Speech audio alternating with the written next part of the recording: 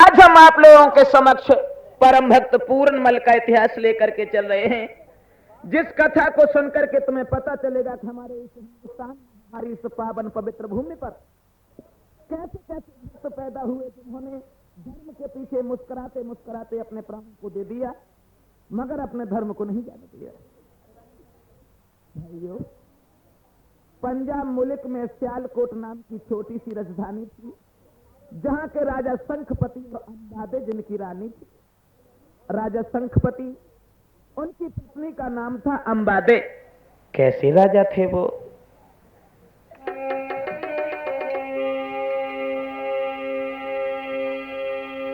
ए शंखपति गुणबान सुना दे ध्यान सकल सरदारी, अति सुंदर सुगर स्वरूप रे अंबादे प्राणन प्यारी।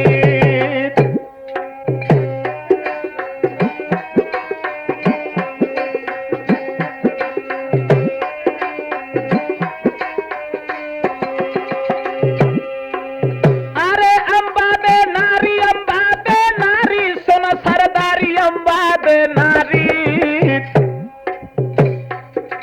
अति सुंदर सुगर स्वरूप रे अंबादे घरवारी।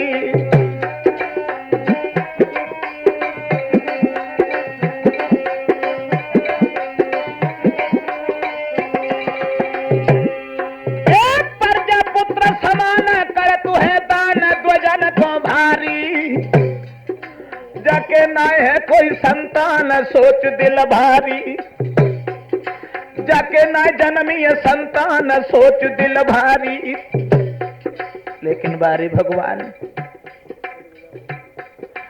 ए विपत्ति भावई सब पे पड़ गई, एक दिन सब सताए तो आई, और विपता पड़ गई रामचंद्र पे, लक्ष्मण गिरे पे मूर्छा खाई।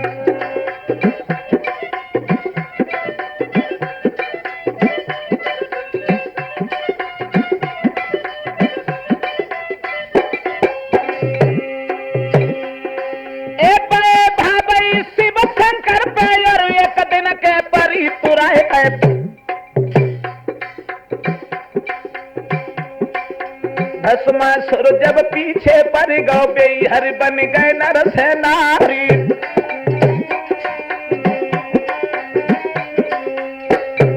मेरी धीरे धीरे कथा ददाया आगे को बढ़ रही है, मेरी धीरे धीरे कथा ददाया आगे को बढ़ रही है।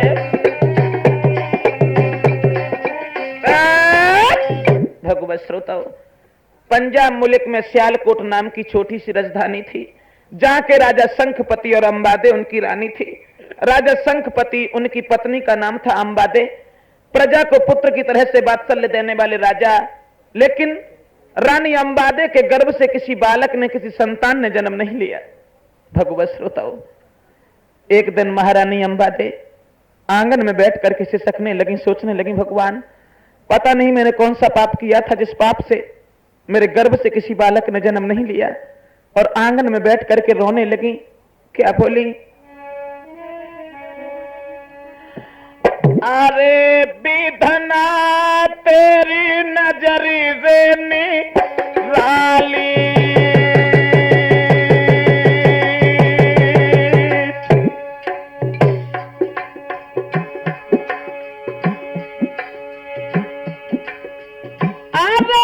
विधना तेरी नजर निराली, मोए नाए दियो तेने लालाया रे लाली।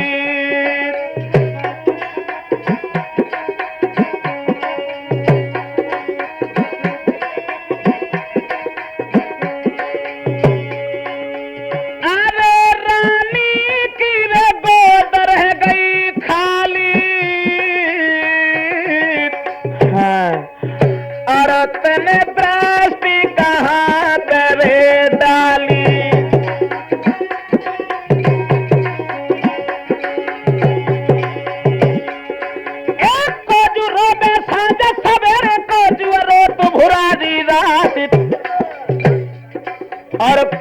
रोबे बखत परे ते को जूरो तू तीज त्योहार।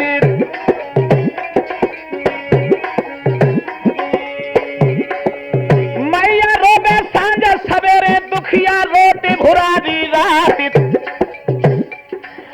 बखत परे पे भैया रोबे बहना रोती तीज त्योहार। अब तो हिलकी लेके जननी अजवागल में बिलखती है। अब तो हिलकी भर के मैया अजवागल में सिसकती है।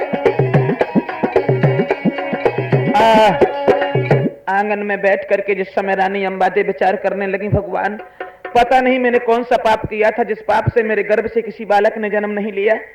भगवत श्रोताओ, रानी अंबादे को जिस समय रोते हुए देखा तो एक पड़ोसन भाग करके आ गई और पड़ोसन समझाने लगी, सखी आज क्या कारण है, आज तुम्हारे चेहरे पर उदासी क्यों है। आंखों में आंसू लेकर के रानी अंबादे कहने लगी, हे सखी क्या बताऊं, मुझे किसी बात की कोई परेशानी नहीं, लेकिन एक दुख मुझे खाए जा रहा है। कौन सा दुख है? तो अंबादे कहने लगी, सुनो बहना,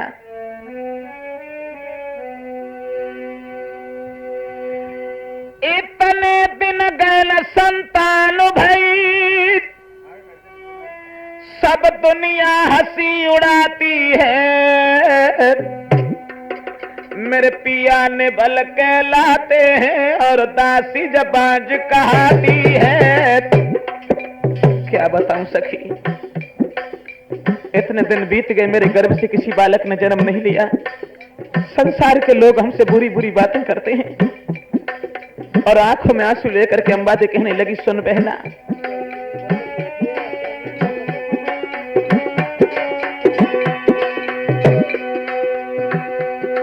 इतने दिन गए संतान भई, सब दुनिया जो हंसी उड़ाती है। मेरे पिया ने बल कहलाते हैं और दासी जबान कहाती है।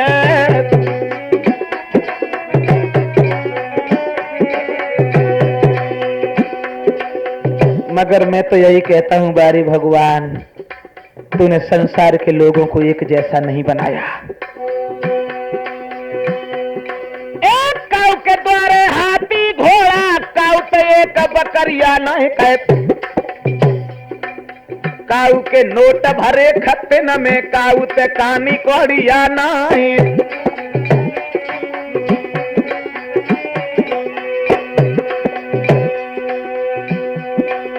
काऊ के भवन खड़े मर मर के, काऊ ते टूटी झोपड़िया नहीं। काऊ ते खेले 10 लड़का, रानी ते एक बिटरिया लाए। अब तो रोए रोए प्यारी कहे कि बिना दुनिया लुटी है। अब तो रोए रोए दुखिया कहे कि सजनी दुनिया लुटी है।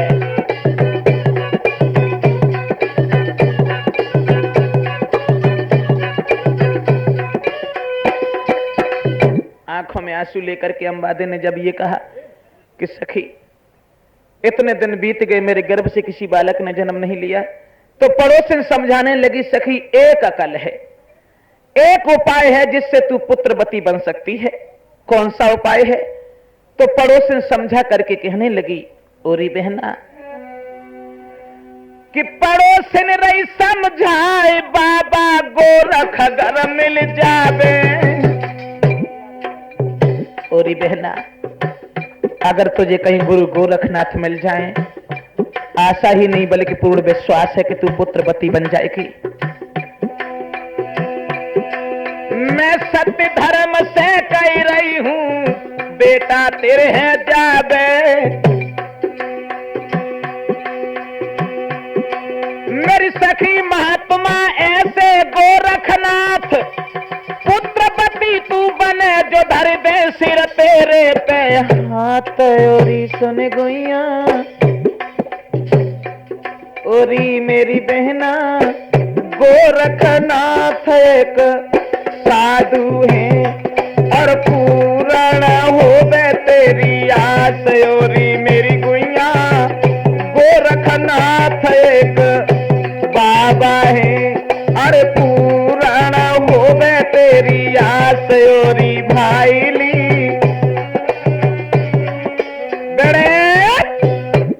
क्या कहा तुमने? समझाने लगी, देखो अगर कहीं गुरु गोरखनाथ तुझे मिल जाए तो गोरखनाथ अगर खुश हो करके तेरे सर के ऊपर हाथ रख दें तो तू पुत्रवती बन जाएगी। भैया जिस समय ऐसे शब्द सुने हैं तो रानी अंबादे उसी दिन से गुरु गोरखनाथ के नाम की माला जपने लगी। जानते हो भक्ति के अंदर बहुत बड़ी शक्ति होती है। एक दिन गुरु गोरखनाथ अपने 1400 शिष्यों को साथ में लेकर के महाराज शंखपति के बगीचा में आ पहुंचे। मालन भाग करके रानी अंबादे के सामने पहुंची, बहना आज तेरी किस्मत खुल गई जो आज गुरु गोरखनाथ तेरे बगीचा में आ चुके हैं।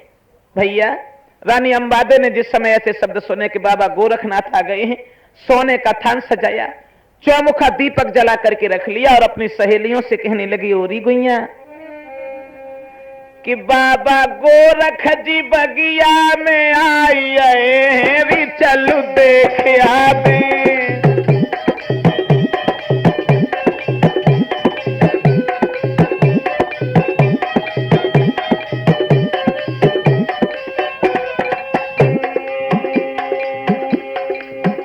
चलो सखी गोरखनाथ को देखने चले। चंपा बहन को संग में लगाया, रेखा को ततरई से बुलाया, चलो दिल की लगन बुझाया बे गुइया देखिया बे बाबा गोरख बगिया में।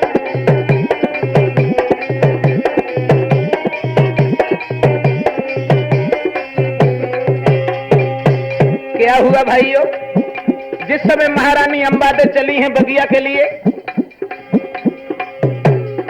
बैठे पालकी रानी जा बैठ, दिल में एक या बहर एक जा, उड़त है दुपट्टा अंबादे को तो चमकन लगा पूरे गरे को हार।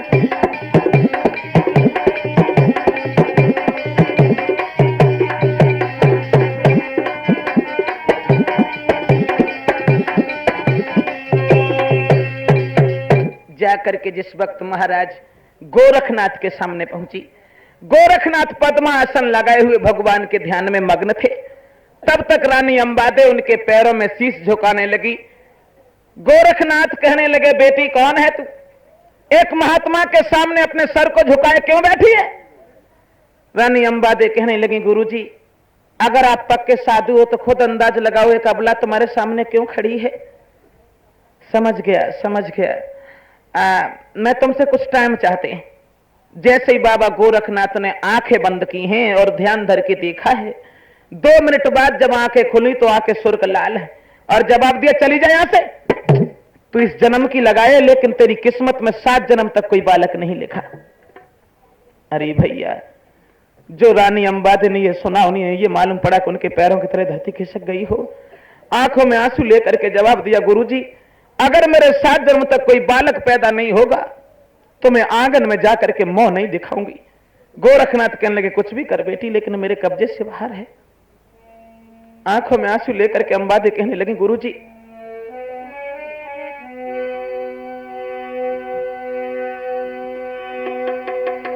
अरे बिन बेटा के ओ बाबा में लौट न घर को जाए,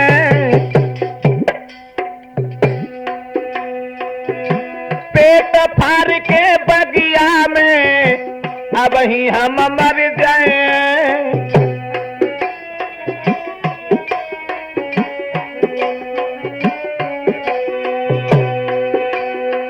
क्या हुआ भैया? महाराज हाथ में लई कटारी है, गोरखनाथ की धूनी पे रोबत महतारी है, ओरे मुरली बाले श्याम मुसीबत का उन नहीं जानी, ओ बंसी के बजैया श्याम भावई का उन नहीं जानी।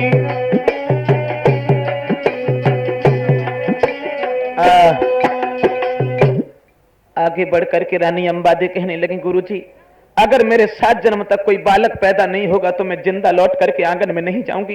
गोरखनाथ कहने लगे, भाई मेरे कब्जे से बाहर है, मैं कुछ नहीं कर सकता।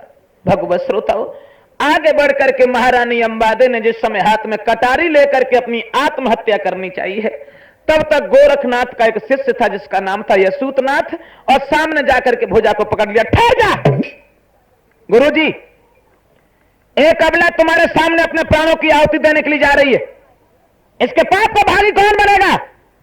गोरखनाथ कहने लगे, यसूतनाथ पहली बात तो यह है, गुरु के सामने शिष्य को इतनी तेजी से बोलने का अधिकार नहीं है, समझे? जानता हूं, लेकिन क्या करूं, एक मरती हुई अबला को मैं देख नहीं सकता। गोरखनाथ कहने लगे, अगर तू देख नहीं सकता तो इसकी गोद भर दे। यसूतनाथ कहने लगा, गुरुजी अगर तुम्हारी आज्ञा हो तो इसके संतान पैदा तो मैं कर सकता हूं। गोरखनाथ कहने लगे, वाह भाई वाह। अब समझा कि गुरु तो गुड़ ही रह गए लेकिन चेला चीनी होना चाहते हैं। जब मेरी कोई पेश नहीं जाती तो इसके संतान पैदा तू कैसे कर देगा? यसूतनाथ कहने लगा, गुरुजी मैं अपने प्राणों को छोड़ दूंगा और रानी अंबादे का बेटा बनकर के जन्म ले लूंगा। गोरखनाथ कहने लगे, अगर यही बात है तो जाओ मेरे लाल, तुम्हारे जैसे शिष्य पर हमें बहुत बड़ा नाज है, इसके होठों पर मुस्कुराहट लाओ। मेरे नौजवान साथियों, आगे बढ़कर के यसूतनाथ ने वहीं अपने प्राणों को छोड़ दिया। उस आत्मा ने महारानी अंबादे को उदर में निवास कर लिया। रानी जब घर चली आई है ना, तो क्या हुआ?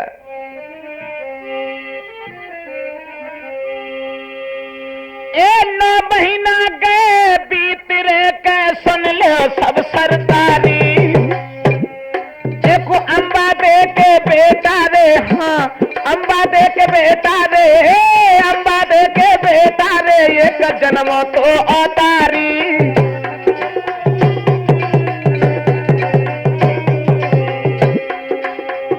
महारानी अंबादे के गर्भ से एक बहुत सुंदर बच्चे ने जन्म लिया। महाराज भूपने पंडित ले बुलवाए, पूरनमल रख दो नाम कुमार को, दीने दान सिहाई ओरी मेरी गुइया, हाँ मेरी बहना, चलिए तो मंगल हम तुम गाया में, अंबादे के भयो है हीरा लाल ओरी मेरी बहना, चलिए तो मंगल हम तुम गाया में, अंबादे के भयो है ये लाल ओरी मेरी गुइया। रानी अंबादे के गर्भ से एक बहुत सुंदर बालक ने जन्म लिया। चतुर ब्राह्मणों ने उस बालक का नाम पूरनमल रखा, पूरनमल। मेरे नौजवानों, धीरे धीरे भक्त पूरन कुछ स्याना हुआ, कुछ बड़ा हुआ, लेकिन जानते हो संत बीज पलटे नहीं, चाहे युग जाए अनंत, नीच ऊंच घर उपजय पर रहे संत को संत। पूरनमल 5 वर्ष का जब हुआ तो उसे अपने पूर्व जन्म की याद बनी रही और महात्माओं के भेष में रहने लगा। लेकिन भैया पूरनमल में एक बात और छिड़ गई कि पूरनमल दिन भर तो अपनी मां के पास आंगन में रुकता है, लेकिन शाम को गांव से बाहर निकल जाता है और गांव से बाहर जाकर के बगीचा में अपनी रात गुजारता है। भगवत श्रोताओं, धीरे धीरे पूरनमल 14 साल का हुआ। कितना खूबसूरत है वो बालक, जितो रोमो झुमो डोला, तू है गुइया मधुरी बानी बोला, तू है जितो।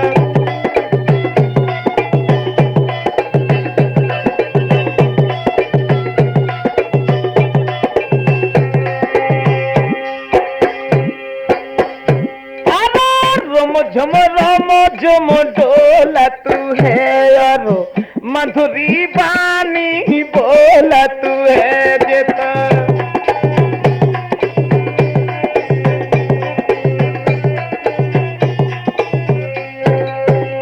पूरनमल जब 14 साल का हुआ है, इधर दिन प्रतिदिन शंखपति बूढ़े होने लगे। लेकिन भाइयों, कुसुम नगर के एक राजा थे जिनका नाम था फूलचक्र, और महाराज फूलचक्र की लड़की का नाम था फूलमती। फूलमती जब सियानी हुई है ना, तो राजा फूलचक्र ने अपनी बेटी फूलमती का स्वयंवर रचा और देश विदेश के नए नए राजकुमारों के लिए खत लिखा, जवाब दिया, हमारी बेटी फूलमती की शादी है, आप लोग आकर के अपने मीन पर पौरुष का परिचय दीजिए, अर्थात हमारी बेटी फूलमती के साथ में विवाह कीजिए। तो फूलचक्र का मंत्री बोला, राजन ऐसा करो, सियालकोट के नरेश जो शंखपति हैं वो ये सोचेंगे अपने मन में कि हमारे लिए चिट्ठी भी नहीं डाली, उनके लिए खत डाल दो। जो इतने शब्द सुने तो एक पत्र शंखपति के लिए भी डाल दिया। उस समय शंखपति की उम्र कितने साल की थी? 80 वर्ष की। और ब्याह की चिट्ठी पढ़ के बुढ़ा के मन में और कछुआन लगी। ए सजे सूर सामंत वीर बलवंत इरादे मन में, कांधे पे धनुष और बाण तेग हाथन में।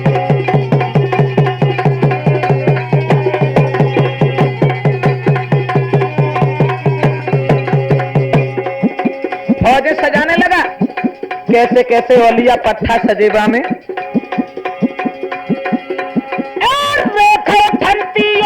सज गए कमर झूल रे रही तलवार,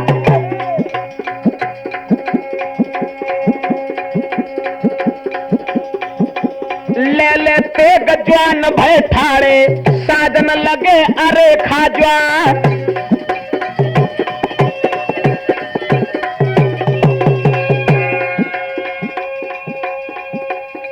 80 साल की उम्र में शादी करने जा रहा है, मगर ध्यान रखना भाइयों,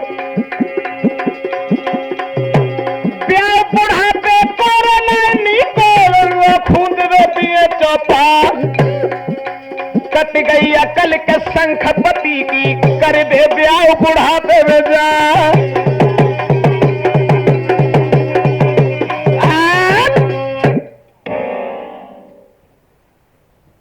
क्या हुआ? अरे मंत्री कहने लगा, कुछ नहीं हुआ, मैं तो फौजें तैयार कर रहा हूं भाई। अरे अब समझा, मैं दूल्हा तो बन गया, फौज लेके भी जा रहा हूं। एक बात और समझ में आ गई, शादी करने के लिए तो जा रहा हूं, मगर मैंने अपनी पहली रानी अंबादे से तो ये भी नहीं कहा कि हम शादी करने जा रहे हैं। अपनी रानी से कह के जरूर जाऊंगा। अब शंखपति उठ करके अपनी रानी अंबादे के आंगन के लिए चले। इधर उस पतिव्रता ने जब अपने पिया को आत बहु देखो, कहा करो, आबत देखे पिया मगन भोहिया, खुशी भई भारी, गए हाथ बलम को ले गई जा प्राणन भैया प्यारी। आइए महाराज।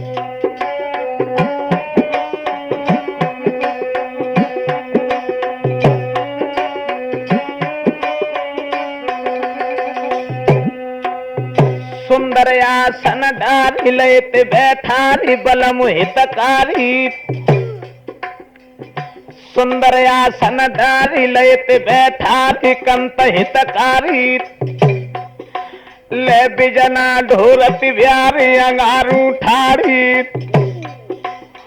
रूप देख के अज सजना को तब गोरिया ने कही सुनाई, लई बिजनिया मोर पंख की पति अपने पे धोत ब्यारी।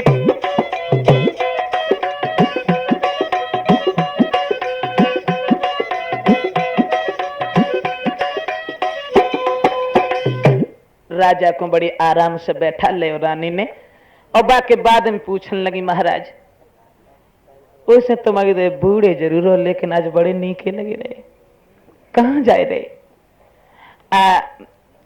सर पर मोहर जैसा बांधे हो, लेकिन समझ में नहीं आता तुम कहां जा रहे हो। शंखपति कहने लगे, तुम्हें नहीं पता मैं कहां जा रहा हूं? कुसुम नगर के राजा जो फूलचक्र है ना, उनकी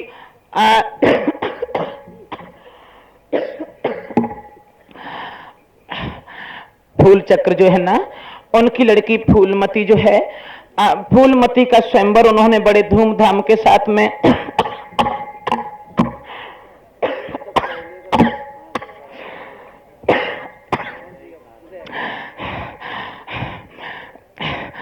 फूलचक्र जो है ना, उनकी बेटी फूलमती और फूलमती का स्वयंवर रचाया है। इसलिए हम लोग बड़े धूमधाम के साथ में स्वयंवर को देखने के लिए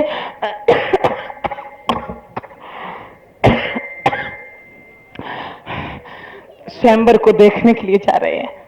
अरे भैया, एक बात कहे पाई तो 50 बार तो बैठा सा लगो। रानी कान लगी, महाराज 80 साल की उम्र में थुकाए हुए को जा रहे हो, क्यों, क्या हुआ, क्या हमें बूढ़ा जानती है तू? तो रानी बोली, कम से कम बात तो सुना हमारी कि जैसे बड़ा सफेदी सुना पिया इन बालन पे आई गई है। शीशा देख ले वो राजा रानी समझाई रही है। शीशा देख ले वो दुल्हा दुल्हन समझाई रही है।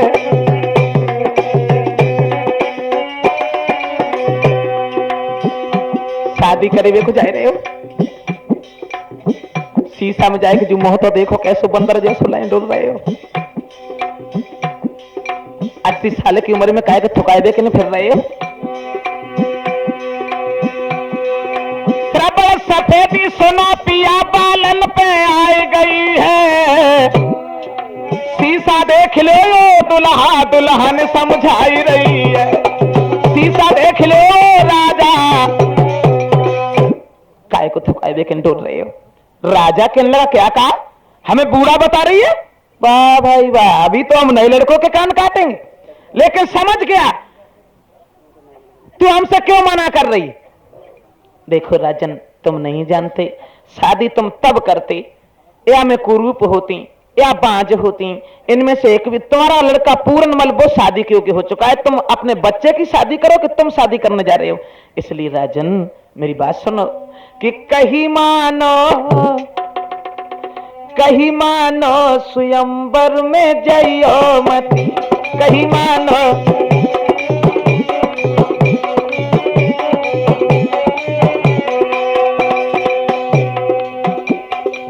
राजा कहने लगा, नालायक, स्वयंवर में क्यों न जाऊं।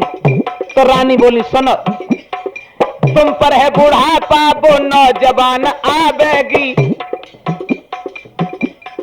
तुम पर है बुढ़ापा वो नौजवान आवेगी। जवान सी ताकत सरकार में न पावेगी, लखे गैरों को तुम्हें सींग पे नचावेगी।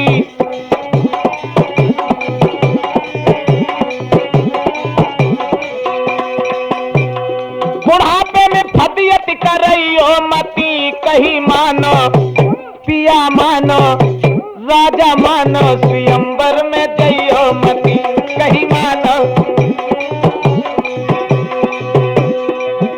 अरे गई जवानी कया बनाई है, बुढ़ा रोज चाय मलीदा खा।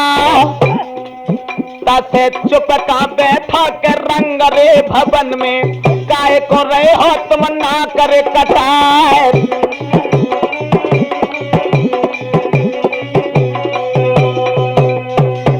शादी करने मत जाओ, शादी अगर करो तो अपने बच्चे पूर्णमल की शादी करो। राजा कहने लगा, ओ नालायक, अब समझा कि तू सौत को डर रही है इसलिए हमसे इनकार कर रही है। हाजी वाह, मैं शादी करने न जाऊं, तू सौत को डरती है इसलिए हमसे मना करती है। लेकिन जानते हो ये बात बिल्कुल सही है। लोग कह देते हैं कि मौत बुरी होती है, अगर हमारी बुद्धि से पूछा जाए तो सौत से मौत कई गुनी ज्यादा अच्छी है। कि है मौत बुरी लेकिन अच्छी, ये कहीं बार तो आती है, ये कहीं बार तो आती है।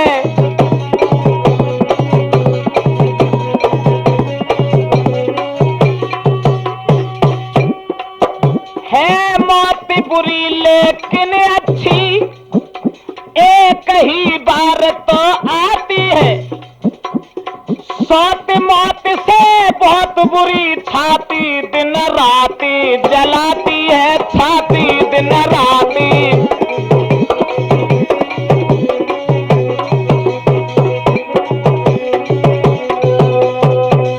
मौत बुरी जरूर है, लेकिन सौत से मौत कई गुनी ज्यादा अच्छी है जो केवल एक ही बार आती है।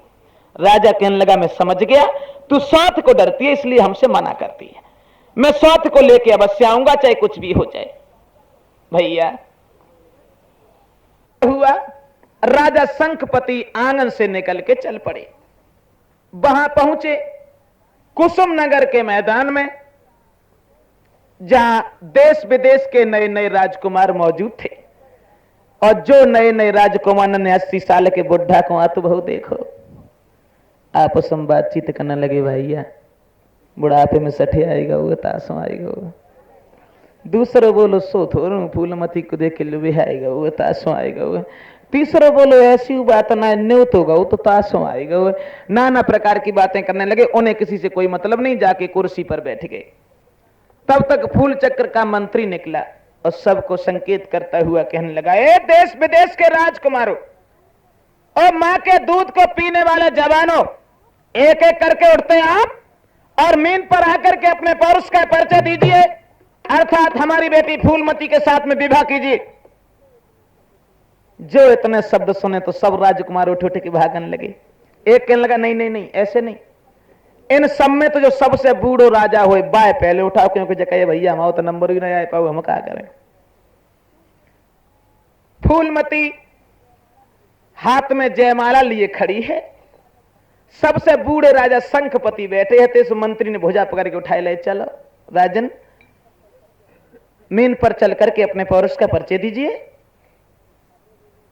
उठ के ठाड़ो है गो बन कटाने तो जाओ ना, कहीं भैया हो तो बुढ़ापे में स्वयंवर देखने के लिए आए, तुम लोग स्वयंवर करो। खड़ा हो गया, हाथ में धनुष बाण लेकर के जहां मछली टंगी हुई थी वहां जाकर के यूं तान के खड़ा हो गया। 1 2 1 3 की जैसे आवाज हुई, मीन की आंख में तीर लग गया। फूलमती ने जयमाला डाल दी, लगी वो धूर में लट्ठो। और जैसी फूलमती ने जयमाला डाली, जैसी वह में आंख में तीर लगो, सो फूलमती की सखियां कोई न्यान लगी, ले खोली गई लाटरी। मिलेगो तो गंगा पार को गोधन हो जाए, लपसी करे करे खवैयो सारी जिंदगी जाके मुंह में एक उदा तो ना आए। फूलमती कहने लगी, बहन किस्मत पर कोई जोर नहीं होता, मेरी किस्मत में बूढ़ा लिखा था इसलिए मुझे वही मिला। सब राजकुमार आपस से रह गए। एक कान लगो भैया, जब बुढ़ा की किस्मत में ही पता ना का लिखी, जन सबके मुंह पे थप्पड़ों से मार दे। दूसरों कान लगो तो स्वयंवर में ही तो जीत गया, युद्ध में तो नहीं जीत जाएगा। इस बुड्ढे के ऊपर हमला बोल दो, छीन लो फूलमती को। तीसरा कहने लगा नहीं, इसे ले जाने दो, ये समाज के मुताबिक नहीं है। सातों भामरें पड़ी, आप दुल्हन पालकी में बैठ के ससुराले को चले। ऐसी ससुराले में पहुंची, फूलमती को डोला जाए कि जैसे ही पहुंचो अंबादे के दरवाजे पे। अंबादे ने जब ये सुना कि हमारे पिया माने नहीं और वो शादी करके लाए, तुरंत ही अपनी बांदी को बुलाया, बहना जाओ तुम तो हमारी सौत को बड़ी इज्जत के साथ हमारे आंगन में ले आओ, क्योंकि हमारे पिया माने ना। और बोली ओ बंदिया, अरे बंदिया जाइए द्वारे तक जाइए, बल्कि मत देर लगाइए, लइए ली बाय तू मेरी शादी को।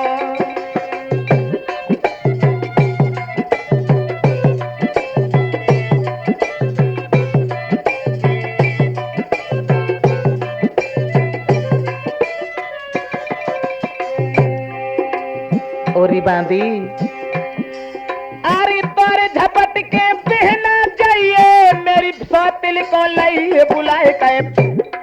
तब भजी बिटरिया रंग भवन पे मसकत जापे मधुरिया चाली।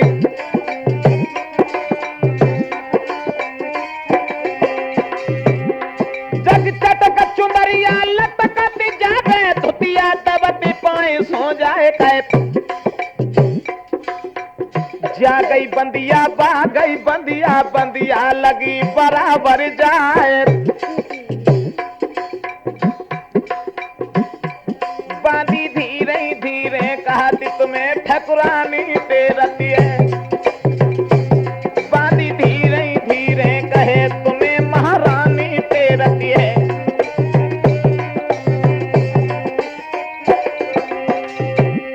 महारानी तेरती है, बात आंगन में हेरती है।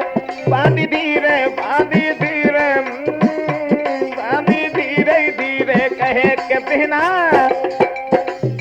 जाकर के जैसे ही बांदी ने जवाब दिया, बहन फूलमती पालकी से कदम नीचे रखो, क्योंकि तुम्हारी बड़ी बहन घर में इंतजार कर रही है। और जो बड़ी बहन को ना सुनो फूलमती ने, उसे यह मालूम पड़ा कि मानो उसके शरीर पर पेट्रोल डाल के किसी ने आग लगा दी।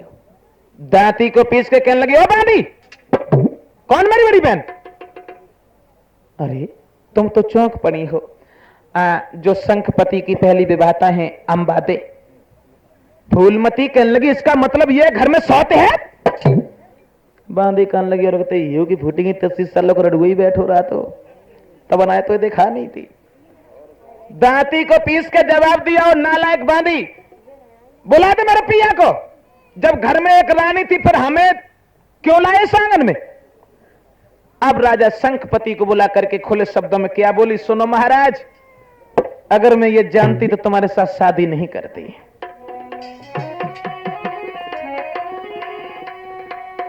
जब एक तुम्हारे रानी थी तो हमें व्यर्थ ले आए हो, तो हमें व्यर्थ ले।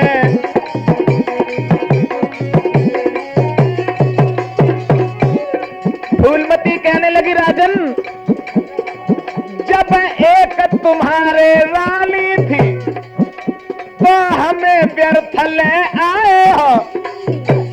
भोग करन को काफी थी मोए भार झोंकी वे, लाए हो राजा भार झोंकी वे।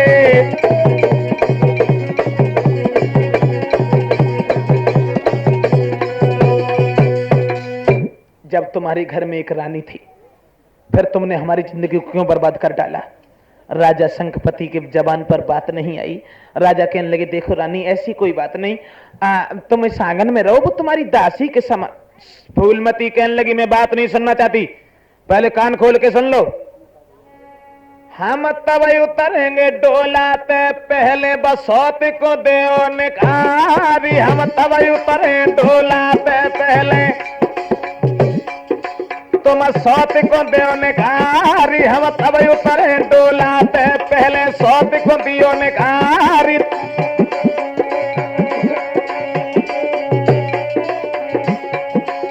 सौती चून की पूरी जहर की छुरी, मान जा सैया, मान जा सैया।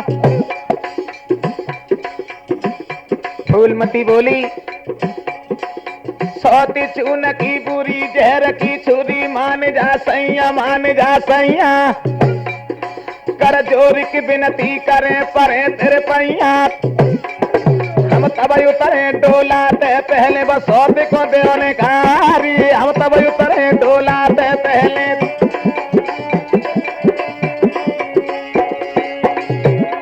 एक बात सुन के फूलमती की लीले जाते पेट न लारत। अब थूकू बंदर राजा को हुई गए ठापरो पेट में जाए।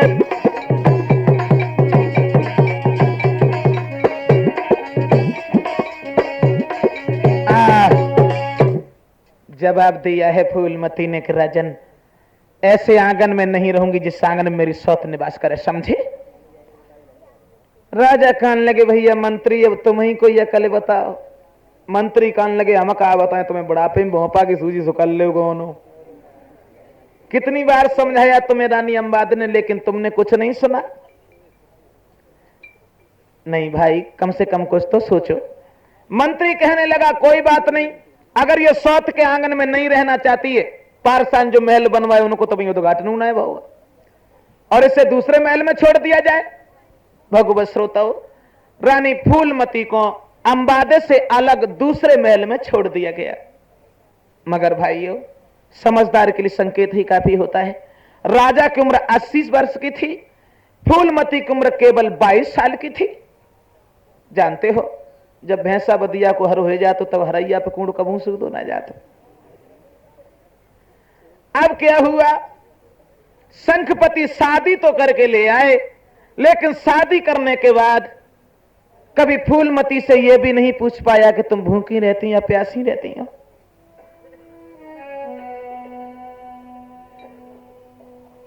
भाइयों, एक दिन रानी फूलमती आंगन में बैठी है, दिल में कुछ विचार आ रहे हैं, भगवान क्या करें, मेरी किस्मत में क्या लिखा था।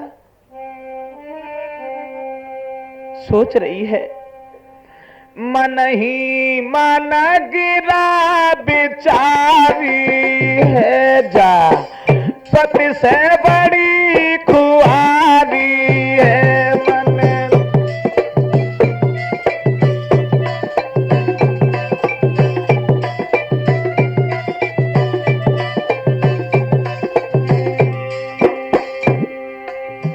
आंगन में बैठी है फूलमती,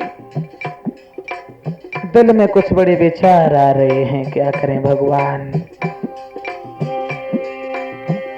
मन ही मन गिरा बिचारी है, जा पति से बड़ी खुआरी है, पति ले तो न खबर हमारी है, पति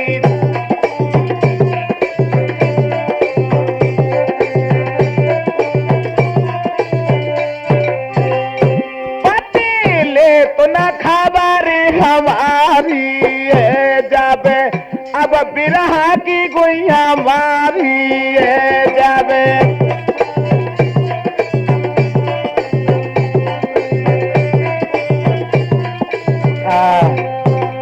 आंगन में बैठी है फूलमती, दिल में बड़े विचार आ रहे हैं, भगवान क्या करें, मेरी किस्मत में क्या लिखा था। अंबादे ने इधर पूरनमल को अपने पास बुलाया, बेटा पूरन, हाँ एक बात आज कान खोल के सुन लो तुम। क्या तुम कभी कभी अपनी मौसी के घर जाया करते हो? पूरन कहने लगा, नहीं माँ, मैं मौसी के आंगन से भी नहीं निकलता, मौसी के दरवाजे से भी कहीं होकर के नहीं जाता। जब कभी मौसी मेरी तरफ देखती हैं तो पता नहीं वो कौन सी दृष्टि से देखा करती हैं। अंबादे कहने लगे, हाँ पूरन, जिस दिन तुम मौसी के आंगन में पहुंच गए वो दिन तुम्हारी जिंदगी का आखिरी दिन होगा, समझे। लेकिन एक बात का ध्यान रखना पूरन, सारे दिन पूरनमल अपनी मां के पास रहता है, शाम को जाकर के बगीचा में रात गुजारता है। भाइयों, फूलमती को आए हुए आंगन में 6 महीने व्यतीत हो गए। उसके बाद एक दिन भक्त पूरनमल घोड़ा पर सवार होकर के शाम के टाइम अपनी मां की गोद से निकल करके बगीचा के लिए चला, माली के लड़के के साथ में रात गुजारने के लिए। जब पूरनमल बगिया के लिए चला है ना, कितना सुंदर था वो बालक, मगर क्या हुआ, आज पूरनमल बगिया को जाबे हुई के घोड़ा पे असबार।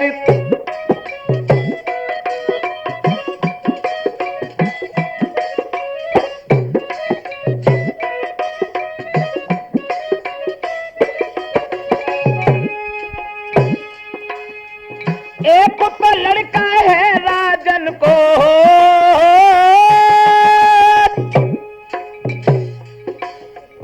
एक तो लड़का है राजन को, दूजे रूप दयो करतार, जो न गली से निकलत जाबे कोंडा लपक लपक रह जाए।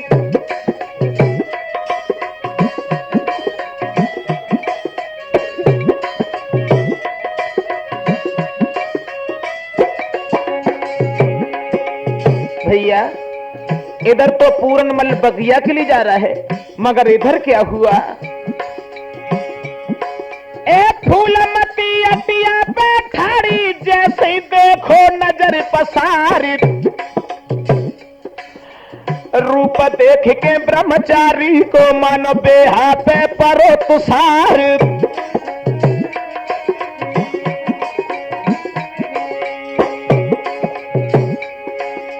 रूप देख के आज बेटा को मन ही मन में करे विचार,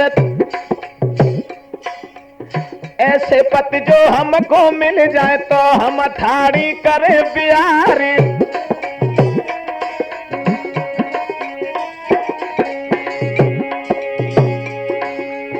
ऐसे पति जो हमको मिल जाए तो हम थाड़ी करे प्यारी। बुरो होए मैया बाबुल को बूढ़े से दैती भमरिया डारी।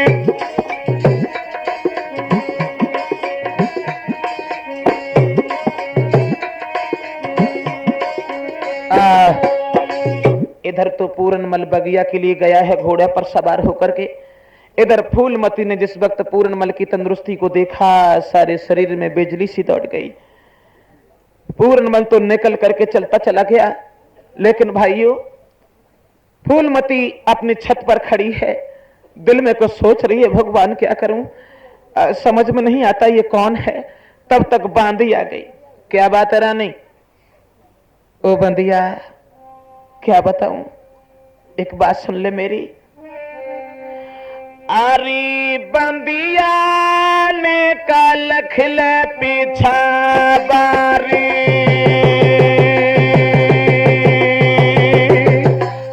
बहना पीछे देखो पीछे। क्यों पीछे क्या है?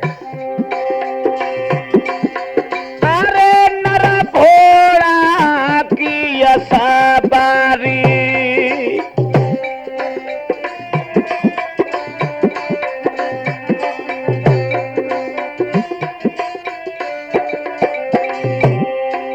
ओ बंदिया, अरे मैंने जब से सकल री निहारी रे निहारी रे निहारी, और मेरे बिरहा की लगी रे काटारी।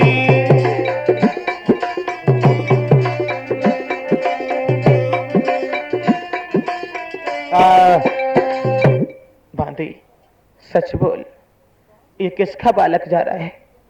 कौन है ये? बांदी कहने लगी तुम्हें नहीं पता, ये तुम्हारा बालक है। दांती को पीस के फूलमती कहने लगी बांदी मैं पूछ रही हूं कौन है ये तुम्हारी सौत का बालक है। जब से समझदार हुआ ये महात्माओं के भेष में रहता है, सारे दिन अपनी मां के पास रहता है, शाम को जाकर के बगीचा में रात गुजारता है। सच कहा बांदी तुमने, अगर एक छोटा सा काम मेरा कर दे, तेरे एहसान को कभी जिंदगी भर भूल नहीं सकती। कौन सा काम? तो रानी बोली ओ बंदिया कि चली जा।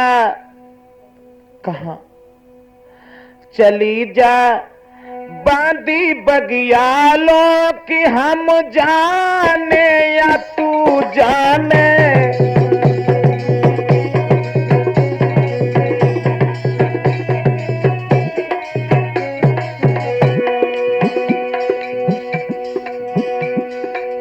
ओ बांदी लिबाला बांदी पूरन को कि हम जाने या तू जाने, खबर ना होए मेरे साजन को कि हम जाने या तू जाने।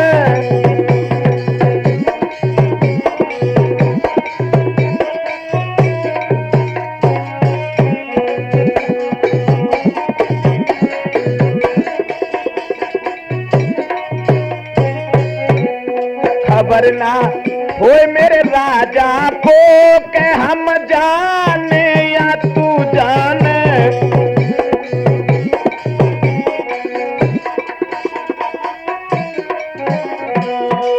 जाओ बांदी, अगर किसी तरीके से केवल एक बार पूरनमल को मेरे आंगन तक लेकर के आओ तो मैं तुम्हारे एहसान को कभी जिंदगी में भूल नहीं। दांती को पीस के बांदी का लगा पीछे। अनालायक, शर्म नहीं आती तुझे? क्या कह रही है? जवाब दिया। रानी कहने लगी ओ बहन, कम से कम मेरी तरफ ध्यान दे। अगर तुम किसी तरीके से पूरनमल को लेकर के सिर्फ एक बार इस आंगन में चली आ तो मैं तुझे इतना इनाम दूंगी कि तू जीवन भर बैठ के खाएगी। और फूलमती कहने लगी ओ बंदिया मेरी बात सुन। अरे दो कर जोरे हाथ सुनो मेरी बात यारी मेरी बहना, जग बिजली से चमकत दात बंदिया चैन अरी परेला। बांधी बंदिया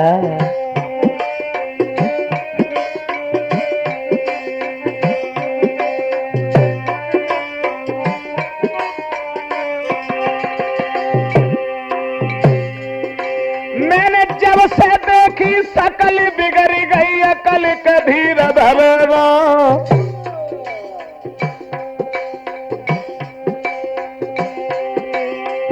जब से देखी सकल बिगड़ गई अकल के धीर धरना।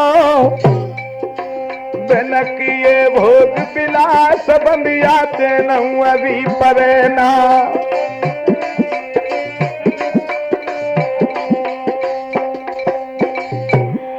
मेरी बहनी पागलो जाइए रीन का बेटे बुलाई के लाइए री मेरी।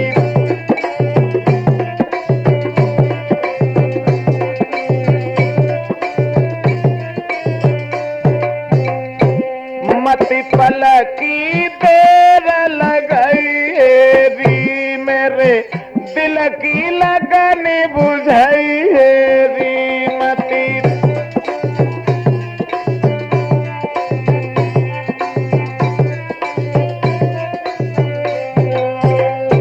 जा बांधी छल से बल से धोखा दे करके सिर्फ एक बार पूरन मल को लेकर के मेरी आंखों के सामने आ। बांधी कहने लगी चाहे कितनी भी खाओ लेकिन मैं नहीं जा सकती। ओ नालायक, वो ब्रह्मचारी बालक सारे दिन अपनी मां के पास रहता है, शाम को जाकर के गांव से बाहर बगिया में रात गुजारता है, तेरे आंगन में कदम नहीं मारेगा? ओ बेहा, अभी तुझे कुछ नहीं दिखाता है, लेकिन मेरी बात सुन कि फिर का करे है मन की मानी जब जबानी ना रहे। ओ रानी, फिर का करे है मन की मानी जबानी ना रहे। जब जबानी ना रहे तब का चलिए चाल उतानी। जब जबानी ना रहे फिर का चलिए चाल उतानी।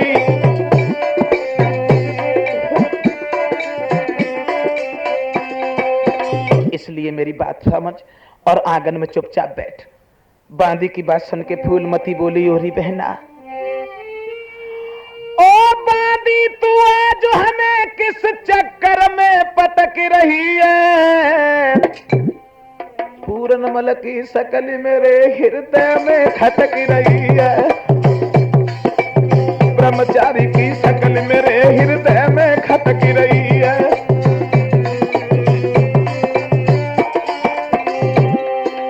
बांधी, ओ बांधी, बंदिया, ओ बांधी, ओ बांधी तू क्या आज हमें किस चक्कर में पटक रही है? ब्रह्मचारी की शकल मेरे हृदय में खटक रही है। पूरन बल की जाओ सखी, मैं तुम्हारे एहसान को कभी जिंदगी भर भूल नहीं सकती। बांदी कहने लगी कुछ भी कर लेकिन मैं नहीं जाऊंगी। एक बात और सुन ले बंदिया, तुझे नहीं पता अगर तू बगिया के लिए चली जाएगी तो मैं तेरे साथ क्या करूंगी। क्या करेगी तू? अरे हार उतार के गर्दन से यो बगिया तो दे दिए।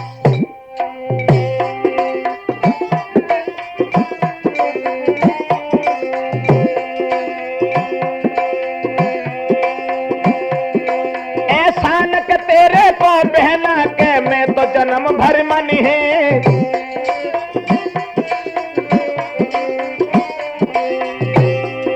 महाराज के रानी बात रही उच्चारी, पूरन मल को जल्दी ले या ले जनौल का हार।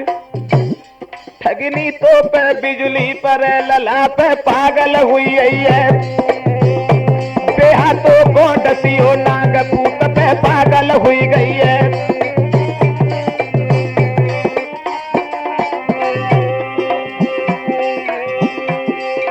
पागल हुई गई है, बेटा पे सिरनी हुई है। बेहाथों को डसियो नाग लला पे। बांदी कहने लगी चाहे तू पूरा खानदान मुझे क्यों न दे दे लेकिन मैं नहीं जाऊंगी, बिल्कुल नहीं जाऊंगी। फूलमती कहने लगी, ओ नालायक, अब समझ गई कि लातों की देवी कभी बातों से नहीं मानती। बांधी, मैंने अपने दिल की बात तुझे बता दी, इसका मतलब यह है तू हमें वक्तव्य सुनाने लगी? ओ बेहा, तू जाएगी तेरी बलाई और जाएगी। बीच आंगन में बांधी खड़ी है। रानी अंदर गई और चमड़े का कोड़ा निकाल के ले आई। और क्या किया उस नालायक ने?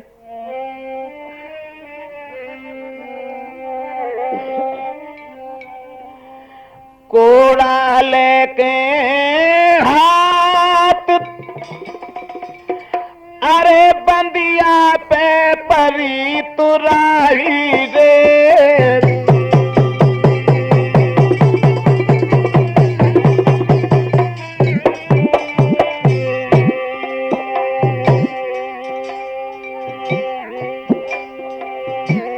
कोड़ा लेके हाथ कर रानी बांधी पे परी तुराई रे।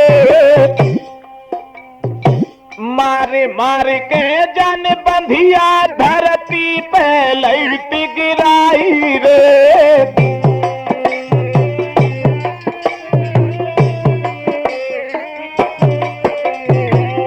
बोल जाएगी या नहीं जाएगी? अरे पैसे मारे चुटिया लो जाके खाल झूल रह जाई रे।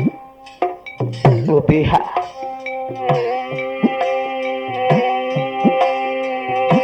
पैसे मारे चुटिया लो जाके खाल झूल रह जाई रे।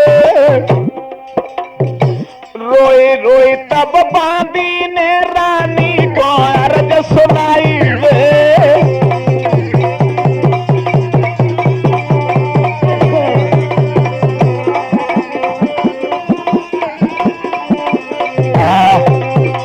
मारते मारते जिस समय बांदी को बेहोश कर दिया, हाथ जोड़ करके बांदी कहने लगी, बहन मेरी जान बख्श दे, मैं पूर्णमल को लेकर के अभी तुम्हारे आंगन में हाँ आ गई होश में।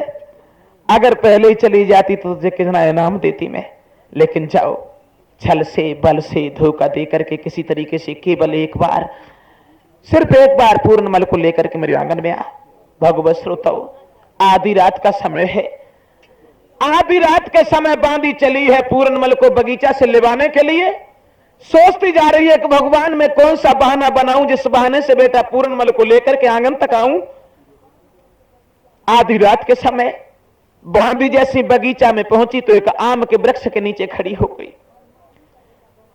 पूर्णमल और माली का लड़का दोनों सार खेल रहे थे, तो पूर्णमल की नजर जैसी बांदी के ऊपर पड़ी तो पूर्णमल कहने लगा, भैया माली, हाँ इस बगीचा में कौन खड़ा है?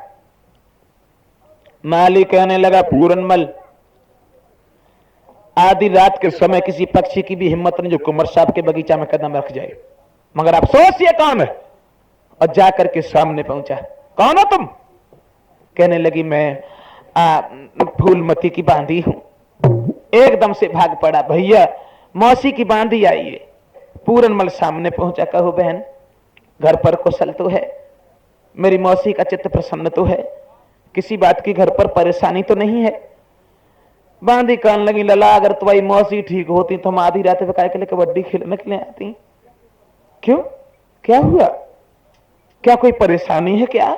बांधी कहने लगी, हाँ पूरन